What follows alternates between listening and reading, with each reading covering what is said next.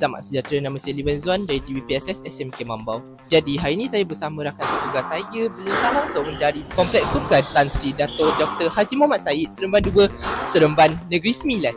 Jadi hari ini saya bersama adik Syarhan, iaitu Johan bagi kategori R12 pertandingan squash MSSM tahun 2005. Okey, adik saya nak tanya sedikit soalan boleh? Siapakah jadi dorong adik bagi kejohanan squash?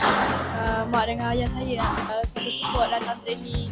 Apakah harapan adik selepas kejohanan ini? Saya punya harapan untuk main Sukma, untuk kejar tingkat emas Sukma. Assalamualaikum dan sejahtera. Nama saya Ilyas Amin. Hari ini saya bersama Simawe. Hello Simawe, how are you doing? I'm doing good. I want to ask, how do you feel about that you have won for the L15? It feels great, the past 3 days, been playing some back-to-back squash. And, it's great I have my teammates from Selangor, the teachers, my parents to support me throughout this tournament. And what inspired you to play squash? When I was younger, I met the former World Malaysian player, Ong Beng Hee, and he really inspired me to play squash when I was younger. What's your experience playing squash and coming here?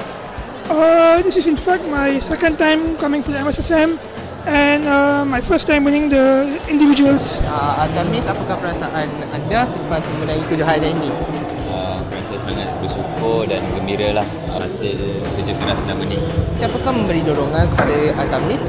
Sudah tentu my parents dan coaches juga memberi sokongan yang kuat. Kalau rasa down ke apa, diorang memberi semangat lah. Perancangan insyaAllah kalau ada rezeki main mewakili negara untuk Asian Junior dan World Junior, dan next year prepare untuk Sukma wakil Sarawak. Baik, terima kasih.